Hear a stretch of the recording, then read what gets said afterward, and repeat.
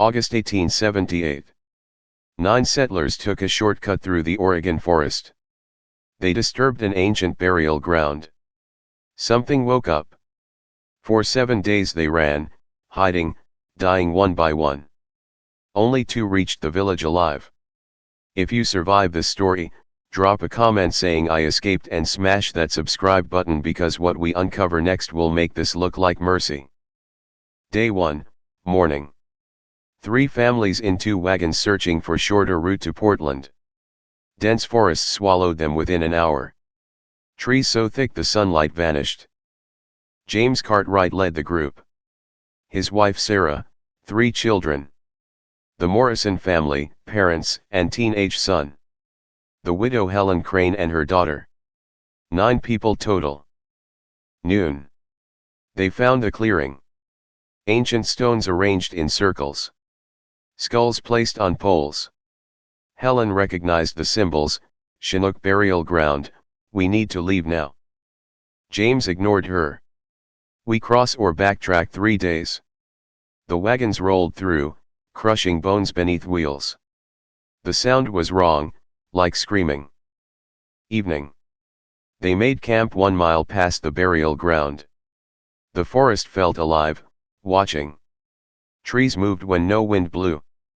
Morrison's son David heard breathing. Midnight.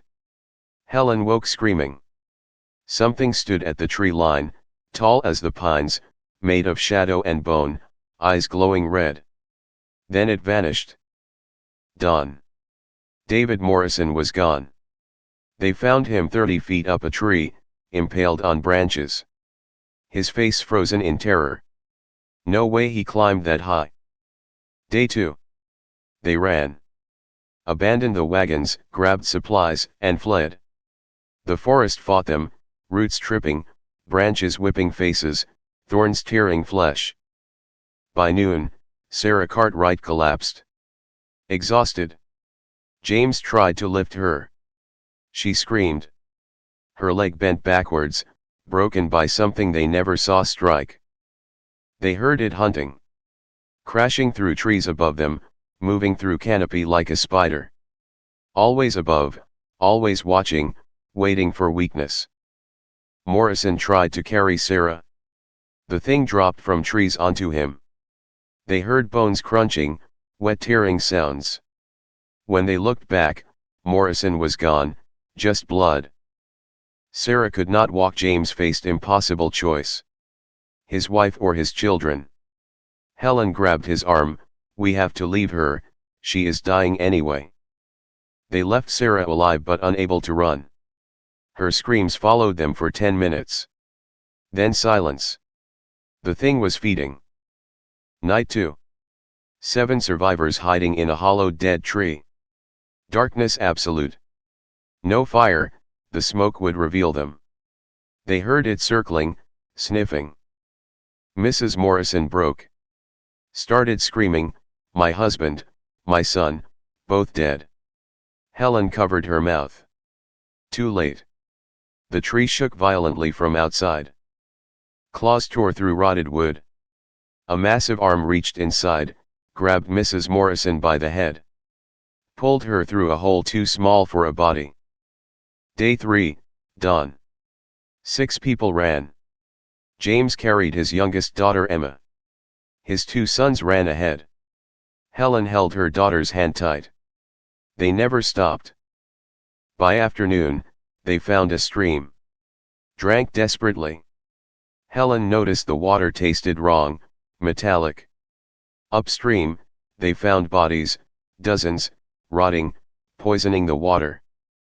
The bodies were recent. Other travelers caught by the thing. Some showed teeth marks. It had been feeding here for years, maybe decades.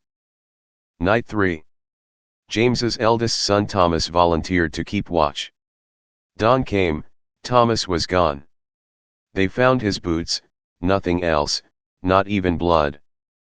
Day 4. 5 survivors. The thing changed tactics. It spoke now, using voices of the dead. Sarah's voice calling James's name. David Morrison crying for mother. James's second son William ran toward his dead mother's voice. Helen tackled him. The voice was coming from above, from the trees where the thing waited. They ran different direction. The forest grew darker, trees older, trunks 20 feet wide. This was the heart of it, the ancient place. Emma, the youngest, started coughing blood. The poisoned water. She died in her father's arms, whispering, "The forest is eating us." Night 4. 4 people left. James, William, Helen, and her daughter Lucy. They found a rocky outcrop, something solid to put their backs against. The thing came at midnight. They saw it fully for first time, 15 feet tall, body made from stolen bones and shadow, dozens of arms, faces of victims in its torso. James charged it with an axe. Brave. Futile. It caught him mid-swing, lifted him high. Bit his head off. Dropped his body. William screamed for his father. Helen grabbed both children and ran. The creature did not follow. James had bought them seconds. They crashed through undergrowth blindly, no direction, just away. Day 5, dawn. 3 survivors. They found a game trail, animals used it, had to lead somewhere. They followed it, half dead from exhaustion. The trail led to a river. Fast-moving water. Helen remembered, demons cannot cross running water.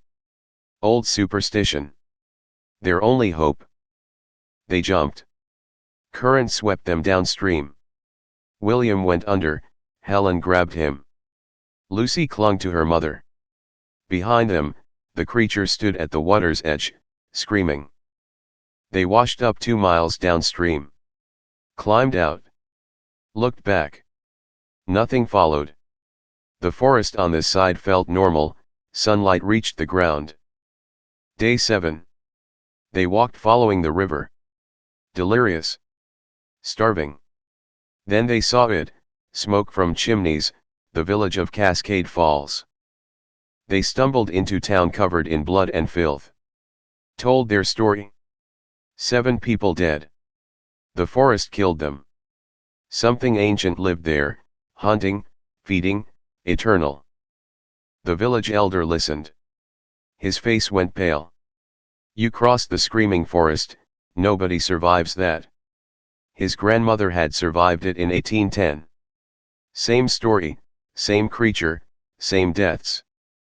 The forest is forbidden. Has been for centuries. The Chinook sealed something there, a spirit of vengeance. Anyone who disturbs the burial ground wakes it. It hunts until all trespassers die or escape its territory. The river is the only boundary it cannot cross. Helen and the 2 children never spoke of it again. Both kids died young, nightmares and fear killed them. Helen lived to 89, died 1931. Her last words, "It is still there, still waiting for someone to cross." The screaming forest still exists. Modern maps mark it as protected wilderness. No logging allowed. No camping. The official reason is endangered species. But locals know the truth, people still vanish there. You survived the screaming forest. Prove it, comment "I escaped" right now. Then hit that subscribe button and turn on notifications because next week we are exposing the Cannibal Gulch massacre of 1883. Gold miners found something in those caves that turned them into animals. Only one miner escaped and what he confessed will destroy your sleep. New frontier horror every week, new survival nightmare. Subscribe now or miss the next escape. See you in 7 days, if you survive that long.